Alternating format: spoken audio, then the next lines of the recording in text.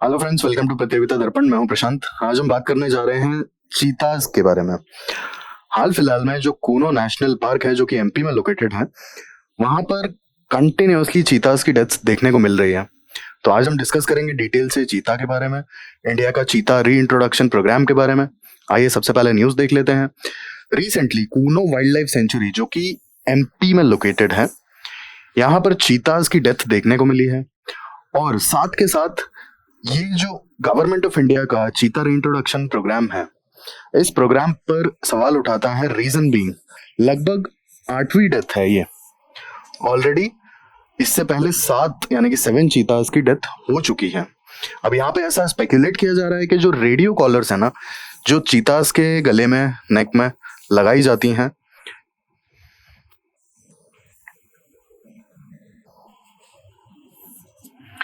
इन radio callers की वजह से ये डेथ हो रही है, ऐसा स्पेकुलेट किया जा रहा है। अब बेसिकली पहले हम रेडियो कॉलर्स के बारे में बात कर लेते हैं। रेडियो कॉलर्स होता क्या है? रेडियो कॉलर्स बेसिकली आप यहाँ देख सकते हैं पिक में, इस फोटो में क्लियरली ये जो दिख रहा है ना, ये रेडियो कॉलर है। बेसिकली चीतास की नेक्स के अराउंड एक कॉलर डिजाइन किया जाता है, और इस कॉलर का बेसिक जो पर्पस होता है ना, वो पर्पस होता है चीतास को, एनिमल्स को, या फिर मतलब बाकी एनिमल्स को, बेसिकली जिस भी एनिमल के गले में ये बांधा जा रहा है, उस एनिमल को ट्रैक करना, उनके बिहेवियर को देखना, उनके माइग्रेशन रिलेटेड जो पैटर्न्स हैं उन्हें ऑब्जर्व करना, as well as population dynamics को ऑब्जर्व करना। हालांकि इसे और एडवांस भी बनाया जा सकता है रेडियो कॉलर को। इसमें कई बार होता है कि जीपीएस भी होता है लोकेशन ट्रेसिंग के लिए। तो बेसिकली ये सब करता कैसे है रेडियो कॉलर? क्योंकि रेडियो कॉलर में रेडियो ट्रांसमीटर होता है। इस रेडियो ट्रांसमीटर की हेल्प से हम एनिमल के बिहेवियर को और उसके माइग्रेशन को ट्रैक कर पाते हैं, और उसका एक रिकॉर्ड होता है हमारे पास। ठीक है, अब स्पेशली ये इंपॉर्टेंट इसलिए हो जाता है ना, क्योंकि चीता 1952 में इंडिया से एक्सटिंक्ट हो गया था। इन 1952 इट वाज डिक्लेयर्ड दैट चीता is extinct in the wild of India. तो इसीलिए बहुत ज्यादा इंपॉर्टेंट हो जाता है, क्योंकि गवर्नमेंट ने हाल फिलहाल में ही चीता री इंट्रोडक्शन प्रोग्राम पे काम करना शुरू किया है, और finally Africa as well as Namibia से चीतास को रीलोकेट किया गया है। अब इन कॉलर्स का बेसिक जो प्रॉब्लम है ना, वो ये है कि इनकी वजह से, इन कॉलर्स को पहनने की वजह से एनिमल्स के नेक के आसपास ना काफी ज्यादा injuries as well as infections देखने को मिले हैं। बेसिकली ये कुछ इंजरीज एज वेल एज कुछ इन्फेक्शंस हैं जो कि कॉलर को कंटिन्यूअसली पहने रहने की वजह से हो जाते हैं। कॉलर थोड़ा टाइट भी होता है। तो हम डिटेल में डिस्कस कर लेते हैं कि ये जो इन्फेक्शंस हैं, ये जो वुंड्स हैं, बेसिकली ये क्यों हो जाते हैं, और बाकी इश्यूज क्या है रेडियो कॉलर्स के साथ में। सबसे पहला हमने देखा जो वुंड्स हैं, वुंड्स बेसिकली ये कई बार होता है कि कॉलर्स का जो स्टफ होता है, कॉलर्स का स्टफ काफी हार्श हो जाता है कई बार एज पर the skin of the animal. इसके अलावा कई बार जो कॉलर है रेडियो कॉलर थोड़ा सा टाइट होता है, और ये एनिमल्स कई बार बहुत ज्यादा तेजी से भागते हैं जब भी इन्हें किसी तरह का अपना फूड की रिक्वायरमेंट को पूरा करना है, शिकार करना है, if they are out in the wild. तो ऑब्वियसली बात है कि इस कॉलर की वजह से जो कुछ ड्रैग्स भी लगते हैं, अब ये दौड़ते हुए कुछ फोर्सेस इनके नेक पे लग जाएंगे उस कॉलर की वजह से। एक्चुअल में एक स्टडी हुई थी, तो जो कॉलर का वेट होता है ना, ऑलमोस्ट उससे 50 to 100 टाइम्स के जो फोर्सेस हैं उनकी नेक पे, स्पेशली लाइक चीताज, लॉयंस, इनकी नेक पे वो एक्सर्ट करता है कॉलर। तो उस फोर्स की वजह से कई बार ये वुंड्स हो जाते हैं। दूसरा, इन्फेक्शंस हो जाते हैं। इन्फेक्शंस इसलिए भी हो जाते हैं क्योंकि एक्चुअल में चीताज वगैरह की फर जो है बहुत ही ज्यादा थिक है। इसके कारण से क्या होता है कि वो सूख नहीं पाती है, और क्योंकि काफी ह्यूमिड क्लाइमेट हो जाता है इंडिया में मानसून के टाइम पे, and these cheetahs are relocated from Africa basically. अब अफ्रीका से जब इन्हें रीलोकेट किया गया है, तो ये इंडियन क्लाइमेट को अडाप्ट करने में थोड़ा टाइम लगाएंगे। तो एक वो भी इशू होता है। ठीक है, अडेप्टेशन का जो इशू है मानसूनल क्लाइमेट का, वो भी इनके लिए बहुत बड़ा चैलेंज है, और इसके कारण से कई बार होता है इनका फर सूख नहीं पाता है, और जो भी बैक्टीरियाज वगैरह डेवलप हो जाते हैं कॉलर के आसपास, जिसके कारण से इन्फेक्शंस हो जाते हैं। इसके अलावा लॉन्ग टर्म कॉलर यूसेज, जितनी भी स्टडी की गई हैं regarding the long term collar usage, उसमें अधिकतर ये चीजें देखी गई हैं कि कॉलर को कंटिन्यूअसली अगर कोई भी एनिमल पहने रखता है तो उसे किसी ना किसी तरह की प्रॉब्लम्स फेस करनी ही पड़ती हैं। यहाँ पे डॉग्स का एग्जांपल दिया गया है। आप जैसे आपके घर में जो पेट्स होंगे, specifically I am talking about the dogs, इनके गले में भी अगर कंटिन्यूअसली आप कॉलर लगा के रखेंगे ना, जैसे बहुत से लोग हैं कि वॉक के लिए जाते हैं तो कॉलर बांध देते हैं गले में, तो इसके वजह से एक्चुअल में डॉग्स में भी स्किन इरिटेशन जैसे कि डर्मेटाइटिस का इशू देखा गया है।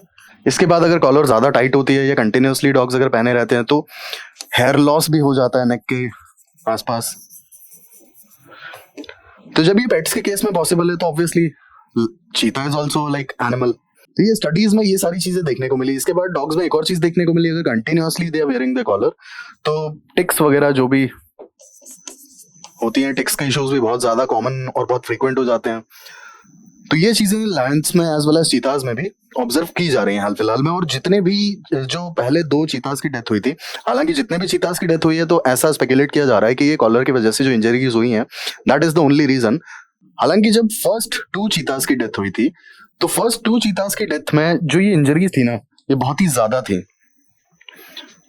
और तब ये देखा गया था कि कॉलर्स की वजह से चीताज में इंजरीज नेक के रीजन में हो जाती है। नेक के आसपास काफी ज्यादा वुंड्स और इंजरीज देखी गई हैं कॉलर की वजह से। और बाद में जब ये ऑब्जर्व किया गया तो जितनी भी चीताज की डेथ्स हुई सब में ये चीज कॉमन देखी गई कि सब में सारे चीताज के नेक के आसपास जहां जहां पर कॉलर था वहां वहां पर इंजरीज और वुंड्स हैं। इसके अलावा अडेप्टेशन में थोड़ा सा टाइम लगेगा। हालांकि जितने भी चीतास को रिलोकेट किया गया था अफ्रीका से इंडिया, सभी को एक क्वारंटाइन पीरियड के लिए एक सर्टेन कंट्रोल्ड एनवायरनमेंट में रखा गया एक सर्टेन टाइम के लिए, लेकिन इसके बावजूद भी अडेप्ट करने में टाइम लगेगा। रीजन बीइंग अफ्रीकन क्लाइमेट थोड़ा सा अलग है। अफ्रीकन क्लाइमेट में कई बार होता है कि जो रेन्स होती हैं बेसिकली, तो रेन्स के बीच में जो ड्राई स्पेल्स होते हैं ना, वो ये जो ड्राई स्पेल्स हैं यहाँ पर ह्यूमिडिटी का लेवल काफी कम हो जाता है इस ड्यूरेशन में। जबकि मॉनसूनल क्लाइमेट में क्या है कि ह्यूमिडिटी इज ऑलवेज हाई। ये एक रीजन है। अब यहाँ पर एक सवाल आता है कि अगर चीतास के नेक से रेडियो कॉलर को हटा दिया जाए तो क्या होगा। अब बेसिकली आप सोचिए कि हम किसी एनिमल को जो कि इंडिया से ऑलरेडी एक्सटिंक्ट था उसे रिलोकेट करके लेकर आ रहे हैं इंडिया में, और हम चाहते हैं कि उसकी पॉपुलेशन सर्वाइव करे, सस्टेन करे, ग्रो करे। उसे ट्रैक करने के लिए हमने एक डिवाइस लगाई नेक में जिसे कहा गया रेडियो कॉलर। अब इस डिवाइस की वजह से, रेडियो कॉलर की वजह से बेसिकली नेक के आसपास वुंड्स देखने को मिल रहे हैं। अब अगर हम ये रेडियो कॉलर हटा देते हैं, अगर ऐसा डिसाइड किया जाता है, तो इससे हम एनिमल्स के बिहेवियर को, उनके माइग्रेशन को और उनकी लोकेशन को इनफैक्ट कैसे ट्रेस कर पाएंगे। ट्रेस नहीं कर पाएंगे तो हमारा जो रीइंट्रोडक्शन प्रोग्राम है उसका क्या होगा। ये एक बहुत बड़ा इशू आ जाता है। अगर हम एनिमल्स की इंजरीज की वजह से वो रेडियो कॉलर को हटा देते हैं तो रीइंट्रोडक्शन प्रोग्राम के लिए हमारे पास डेटा अवेलेबल होना चाहिए ना, कि हमारे जो एनिमल से सस्टेन कर पा रहे हैं कि नहीं कर पा रहे हैं। हमने रिलोकेट तो कर लिया, ठीक है। तो अब चीता रीइंट्रोडक्शन प्रोजेक्ट की बात कर लेते हैं। यहाँ पर basically September 2022 government of India ने चीता रीइंट्रोडक्शन प्रोजेक्ट का अनाउंसमेंट किया। इसके बाद 20 radio collared cheetahs were translocated from Africa, basically South Africa as well as Namibia.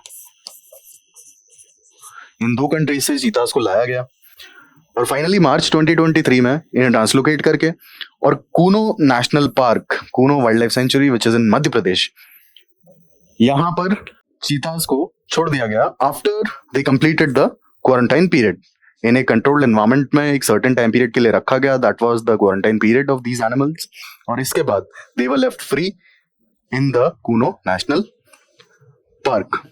As I already told you, अब तक टोटल 8 चीतास की डेथ हो चुकी है और 8 के 8 चीतास में ये चीज कॉमन मिली है कि रेडियो कॉलर जहां जहां पर चीतास के नेक में था वहां वहां पर उस पर्टिकुलर नेक रीजन में पर्टिकुलर वुंड्स देखने को मिले हैं।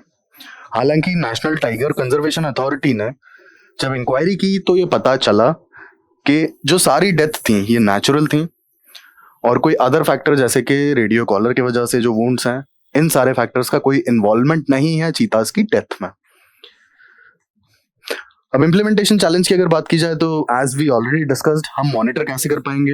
हमारा जो रीइंट्रोडक्शन प्लान है, जो चीता रीइंट्रोडक्शन प्रोग्राम है, बेसिकली वो कैसे मॉनिटर किया जाएगा अगर हम रेडियो कॉलर्स को चीतास के नेक से हटा देते हैं। तो इसके बाद प्रोटेक्शन की बात आ जाती है।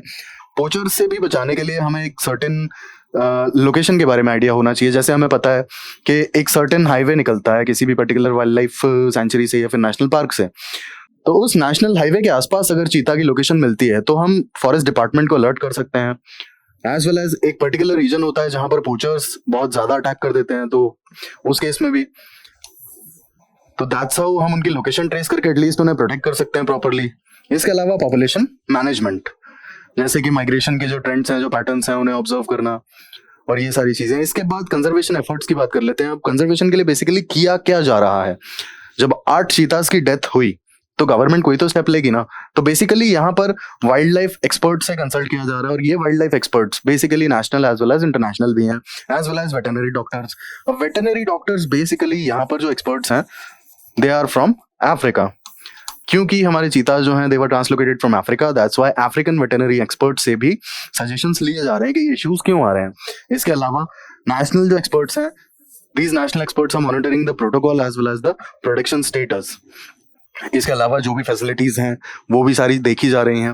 देन चीता रिसर्च सेंटर को एस्टैब्लिश करने की भी बात चल रही है, as well as Kuno wildlife जो सेंचुरी है इसका एरिया बढ़ाने की बात की जा रही है। गवर्नमेंट यहाँ पर काफी ज्यादा सीरियस है चीता रीइंट्रोडक्शन प्रोग्राम के सक्सेस को लेकर के, और जितने भी एफर्ट्स हैं government is all set to implement the project accordingly, और सारे एफर्ट्स लेने के लिए गवर्नमेंट तैयार है। तो ये हमने डिस्कस किया चीताज की डेथ्स के बारे में, एज वेल एज चीता रीइंट्रोडक्शन प्रोग्राम के बारे में जाना, और देखा कि क्या इशू आ रहा है हाल फिलहाल में, और जो चीताज की डेथ्स हो रही हैं उसके पीछे क्या रीजन हो सकता है। बेसिकली हमने डिटेल में इसे एनालाइज किया। एनवायरमेंट के लिए काफी इंपॉर्टेंट टॉपिक हो जाते हैं ऐसे, reason being UPSC at least prelims में इस तरीके के क्वेश्चंस बहुत ही ज्यादा प्रेफर करता है पूछना। जैसे एग्जाम्पल के लिए अगर आज हम देखें तो इस पर्टिकुलर टॉपिक से जो क्वेश्चंस निकल के आ सकते थे वो क्वेश्चंस आपके पर्टिकुलरली चीता को लेकर के थे। जैसे एग्जाम्पल के लिए अगर इंपॉर्टेंट फैक्ट्स की हम बात करें तो चीता वाइल्ड से इंडियन वाइल्ड लाइफ से कब एक्सटिंक्ट हुआ था, 1952। इसके अलावा हमने चीता को ट्रांसलोकेट किया है basically Namibia as well as South Africa से। Then National Tiger Conservation Authority, Kuno national park. तो क्वेश्चंस इसी तरीके से यूपीएससी पुट अप करता है, जो भी करंट अफेयर्स के टॉपिक्स हैं न्यूज में रहते हैं आप पीटी में उठाकर देखेंगे तो इस टाइप के क्वेश्चंस बहुत इजीली पूछे जाते हैं, और ऐसा आपको 1 या 2 फैक्ट भी यहाँ से इंपॉर्टेंट न्यूज से मिल जाते हैं ना, तो आपके लिए क्वेश्चन सॉल्व करना बहुत आसान हो जाता है प्रीलिम्स में। तो ये हमने चीता के टॉपिक को डिटेल में डिस्कस किया। ऐसी इन्फॉर्मेटिव वीडियोस के लिए हमारे साथ जुड़े रहिए, और प्लीज लाइक करिए, सब्सक्राइब करिए, शेयर करिए, और अगर आप कोई एडिशनल वीडियो देखना चाहते हैं किसी पर्टिकुलर टॉपिक पे तो please please please comment box में जरूर बताएं। Thanks for watching.